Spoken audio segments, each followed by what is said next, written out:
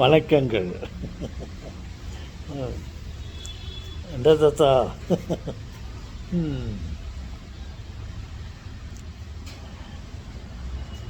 பிள்ளைக்கு தந்தை ஒருவன், நம் எல்லோருக்கும் தந்தை இறைவன். நாம் ஒருவரை நம்பி வந்தோமா, இல்லை இறைவனை நம்பி வந்தோமா? இறைவன் நம் எல்லோருக்கும் தந்தை, தாய், அனைத்து உறவுகளும் இறைவன். நமக்கு தேவையானது அனைத்தையும் படைத்தவன் இறைவன்.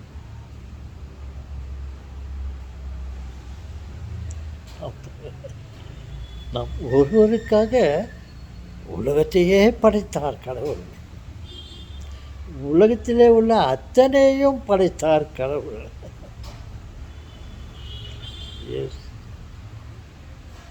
நாம் அனாதைகள் இல்லை, ஆதரவு அற்றவர்கள் இல்லை.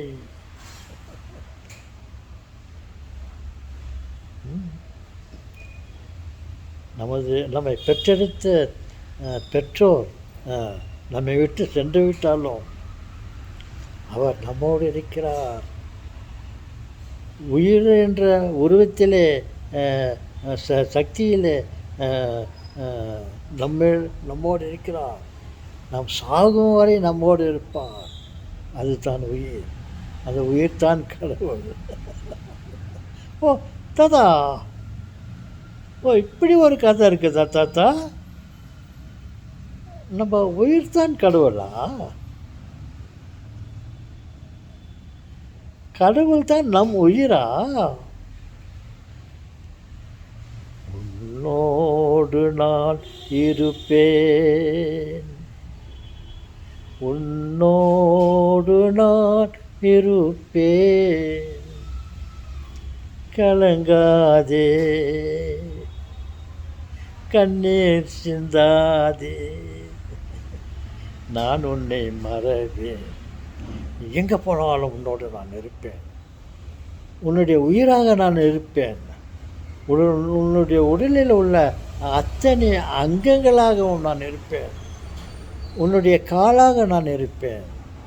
நீ ஒரு இடத்திற்கு செல்ல வேண்டும் என்றால் நான் உன்னுடைய காலாக இருக்கிறேன்.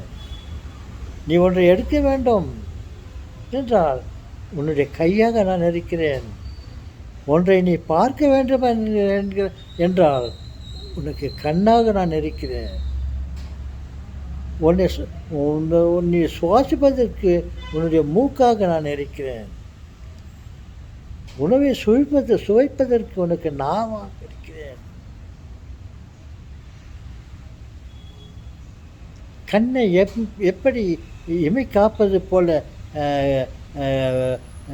வேலை செய்து கொண்டிருக்கிறதோ அதே போல் உன்னுடைய வாயுக்கும் ரப்பைகளாக நான் இருக்கிறேன். வாய்க்கு ஏதாவது ஒரு பிரச்சனை வருது என்றால் வாயை மூடிக்கொள்கிறோம். எதையாவது ஒன்று சாப்பிட வேண்டும் என்றால் வாயை திறந்து கொள்கிறோம். நம்ம ஒன்றை பார்க்க வேண்டுமே என்றால் நமது கண் இமைகள் நமக்கு விட்டு கொடுக்கிறது.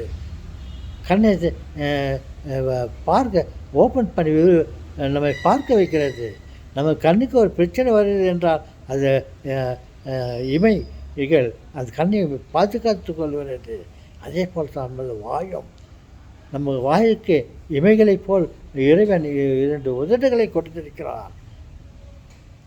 கொடுத்திருக்கிறார் என்றால் அவர்தான் உதடுகளாகவும் இமைகளாகவும் காதுகளாகவும் ஞானமாகவும் இருக்கிறார். உடலில் உள்ள அத்தனை முடிகள் இருக்கிறதா இல்லையா? கெட்ட வார்த்தை தெரியல. கெட்ட வார்த்தை கதை முடிக்கு கெட்ட வார்த்தை என்று நான் நினைத்து கொண்டிருந்தேன். அப்பாவி தாத்தா, அப்பவும் அப்பாவி தான், இப்போவும் நான் அப்பாவி தான். நான் ஏதாவது சில என்னுடைய பிரச்சனை என்னுடைய வீடியோக்களில் கூட நான் எதையாவது நான் பேசிக்கொண்டு இருந்தால் அதில் ஏதாவது தவறு செய்திருந்தால் எல்லாம் நான் தெரியாமல் செய்து கொண்டிருக்கிறேன். தயவுசெய்து உரிமையாளர்களே இதை தெரிந்து கொள்ளுங்கள். நான் காப்பி அடித்து விட்டேன் என்று சொல்லாதீர்கள். எனக்கு ஒன்றும் தெரியாதப்பா, ஏதோ ஒன்று நல்லா இருக்குதுன்னு சொல்லிட்டு அந்த வீடியோ பிடிச்சிட்டேன். நான் ஏதோ ஒன்று பண்ணிட்டு இருப்பேன். அப்புறம் நான் பிளாக்டு வீடியோ பிளாக்டுன்னு நான் சொல்கிறாங்க. அப்புறம் வேறு என்னென்ன சொல்கிறாங்க. அதெல்லாம் நான் என்ன தெரியாமல் நான் செய்து கொண்டு வருகிறேன். நான் நான் எதை செய்தேன் என்று தெரிந்து கொண்டால் நான் அதை மறுபடியும் செய்யாமல் இருக்க முயற்சிப்பேன். சொல்வீங்களே, பல காரியங்கள் ஏதாவது நான் தவறு செய்திருந்தால் அவைகள் அனைத்தும் நான் தெரிந்து செய்யவில்லை. என்னை அறியாமலே ஒரு சந்தோஷத்துக்காக வேடிக்கையாக நான் ஏதோ பேசிவிட்டு இருப்பேன். தயவுசெய்து அதை நான் இப்பொழுது இந்த வீடியோ மூலியமாக சொல்லுகிறேன்.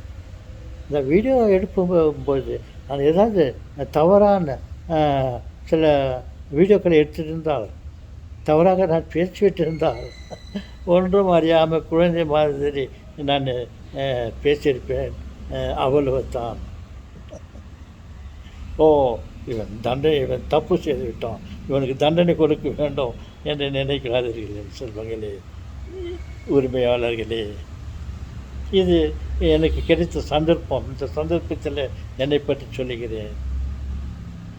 ஓகே, தயவுசெய்து நான் யூடியூபுக்கு விரோதமாகவோ மற்ற நேயர்களுக்கு விரோதமாகவோ ஏதாவது படம் பிடித்து விட்டிருந்தாலோ தவறாக பேசிவிட்டு இருந்தாலோ தயவுசெய்து மன்னித்து கொள்ளுங்கள்.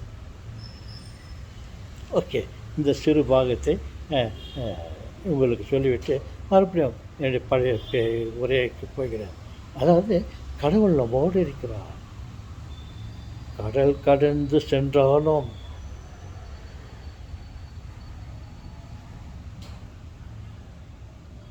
நான் உன்னோடு இருப்பேன் என்று சொல்கிறார். எப்படி இருக்கிறார்? கை கால்களாக 5 அறிவுகளாக மற்ற எல்லா உன்னுடைய உடல் உறுப்புகளாக நான் உன்னோடு மொத்தத்தில் உயிராக நான் உன்னோடு இருக்கிறேன். நீ எங்கே போனாலும் உயிர் உன் உடலோடு வருகிறது இல்லையா, அதுதான் நான். என்ன தாத்தா நீங்கள் எல்லாம் இவ்வளோ சிம்பிளாக சொல்லிட்டீங்களே தாத்தா? ஆமாம் சொல்லுங்களே. இறைவன் ஒருவன் இருக்கிறான், என்றும் நம்மை காக்கின்றார். நாம் இப்போது ஒரு ராக்கெட் விடுகிறோம் நிலாவிற்கு போவதற்காக. எத்தனை செயற்பாடுகள் இருக்கிறது. விஞ்ஞானங்களை நுழைத்து அந்த ராக்கெட்டை நம்ம அனுப்புகிறோம். அது நமது திறமை அல்ல. அவர் அங்கேருந்து நீ இப்படி பண்ணு, நீ அப்படி பண்ணு நமக்கு சொல்லி கொடுத்து கொண்டிருக்கிறார். அதை நாம் செய்து கொண்டிருக்கிறோம். அவ்வளவுதான். அனைத்து ஞானங்களையும் இறைவன் நமக்கு கொடுத்து கொண்டு வருகிறார். ஓகே சொல்லுங்களே, அவருக்கு மறுபடியும் ஒரு தேங்க்ஸ் பண்ணலாமா? தாத்தா என்ன தாத்தா நீங்கள் தேங்க்ஸ் இறைவா. எங்கள் தாத்தா சொன்னது எல்லாம் எங்களுக்கு இப்போ தான் தெரிஞ்சு. எல்லாத்துக்கும் நீங்கள் காரணமாகிறீங்க, எங்களை வழிநடத்துகிறீங்களே இறைவா. உங்களுக்கு தாத்தாவின் பேராலே உங்களுக்கு நன்றி கடவுளே. இப்போ எப்படி எங்களை காப்பாற்றின்னு வரீங்களோ அதே மாதிரி எங்களை எப்போதும் காத்து கொண்டு வாருங்கள் தாத்தா கடவுளே. எங்களுக்கு ஏதாவது சோதனைகள் வந்தால் அதுலேருந்து எங்களை காப்பாற்றணும். எங்களுக்கு பிரச்சனை இருந்தால் எங்களுக்கு சாப்பாடு கொடுங்க. ஓகே, தேங்க்ஸ் இறைவா.